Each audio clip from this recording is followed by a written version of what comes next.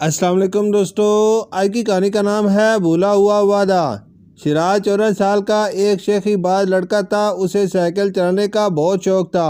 Cycle چلانے میں اسے اتنی مہارت ہو گئی کہ اب وہ سائیکل چلاتے ہوئے کرتب بھی دکھانے لگا تھا۔ اس دوران سائیکل کے پرزے بے جا استعمال کی وجہ سے جلدی گھس جاتے یا ٹوٹ جاتے۔ ایک دن وہ اسی طرح کرتب دکھاتا ہوا جا رہا تھا۔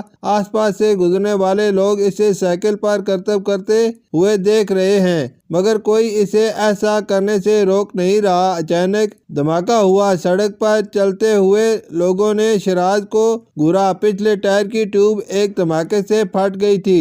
شراز سائیکل سے اتر گیا۔ ٹیوب کے ساتھ ٹائر بھی پھٹ گیا تھا۔ شیخی بگاڑتے ہوئے شراز گھر سے بہت دور نکل گیا تھا۔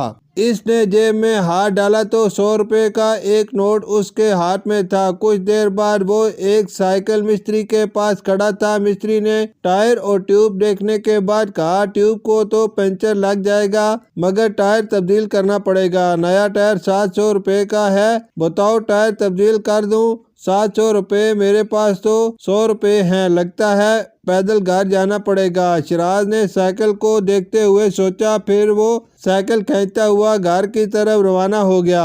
شراز گھر پہنچا تو پیدل چلنے کی وجہ سے وہ بہت تھک چکا تھا۔ امی جان نے پچھلے ٹائر کو دیکھا جو زمین سے چپکا ہوا تھا۔ بولی، آج پھر سائیکل پنچر کر کے لے آئے ہو؟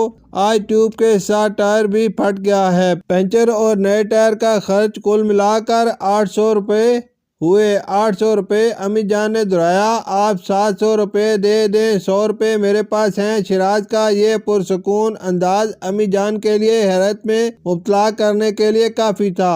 یہ سب ہوا کیسے؟ امی جان کا سوال سن کر شراز نے نہایت عاجزی سے جواب دیا، سائیکل پر سوار گھر کی طرف چلا آ رہا تھا کہ اچانک ٹیوب اور ٹائر دونوں پھٹ گئے۔ وہیں سے میں سائیکل کھینچتا ہوا پیدل گھر آ رہا ہوں۔ اچانک شراز کی نظر سائیکل پر پڑی تو اسے محسوس ہوا جیسے وہ کہہ رہی ہو، جھوٹ جھوٹ، سراسر جھوٹ، اپنے کرتوتوں کے بارے میں تو بتاؤ، سچ بولو، سچ۔ شراز نے بھی آنکھوں میں جواب دیا، تم تو چپ رہو، دیکھو میں اپنی پیاری امی جان سے بات کر رہا ہوں۔ 800 روپے کا معاملہ ہے، امی اپیل پر غور کر رہی ہیں۔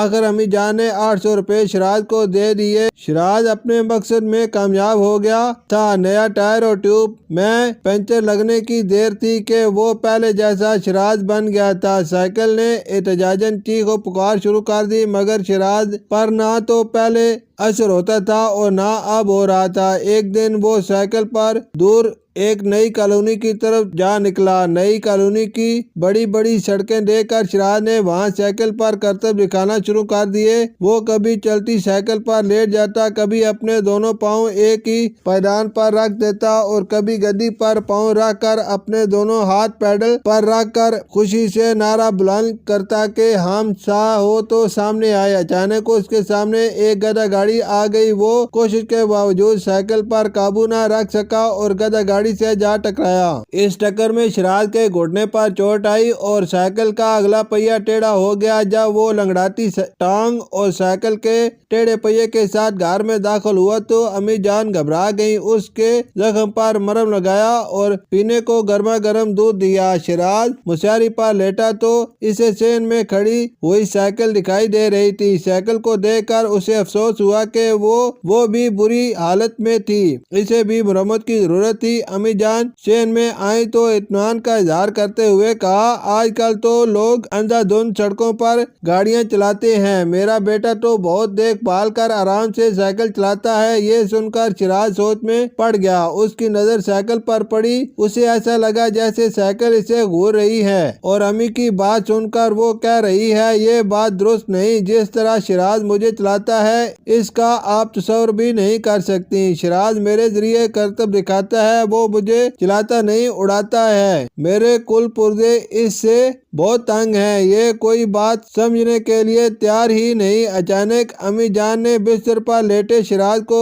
گھورا۔ شراز کو لگا جیسے امی سائیکل کے پرزوں کی ساری باتیں سن چکی ہوں۔ انہوں نے کچھ سوچا اور الماری میں سے ایک کاغذ نکال کر شراز کے سامنے رکھ دیا۔ یہ کاغذ اس وقت کا تھا جب امی جان نے اسے سائیکل خرید کر دی تو شراز نے ان سے وعدہ کیا تھا جو اس کاغذ پر لکھا تھا۔ وہ سائیکل کی حفاظت کرے گا، اسے دھیان سے چلائے گا، اس کی صفائی ستھرائی کا خیال رکھے گا۔ وہ شرارتی بچوں کی طرح اس پر کرتب نہیں کرے گا۔ شراز نے ان باتوں میں سے کسی ایک پر بھی عمل نہیں کیا تھا۔ ابو جان اپنے دفتر کے کام کے سلسلے میں دوسرے شہر گئے ہوئے تھے، اس لیے امی جان نے سائیکل کی مرمت کے لیے مزید پیسے ملنے کا کوئی امکان نہیں تھا۔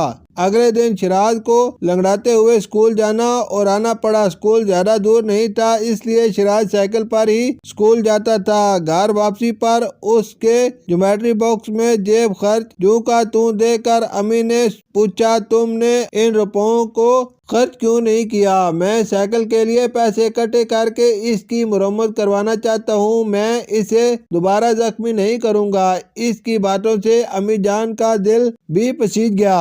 وہ بولی، غلطی کا احساس ہونا سب سے اچھی بات ہے، میں سائیکل کی مرمت کے لیے پیسے دے دوں گی، وعدہ کرو سائیکل کو احتیاط سے استعمال کرو گے۔ میں وعدہ کرتا ہوں آئندہ اپنی سائیکل کا ہر طرح خیال رکھوں گا۔ شراز کی یہ بات سن کر امی جان کے ساتھ ساتھ شاید سائیکل بھی خوش ہوئی ہوگی۔ شکریہ۔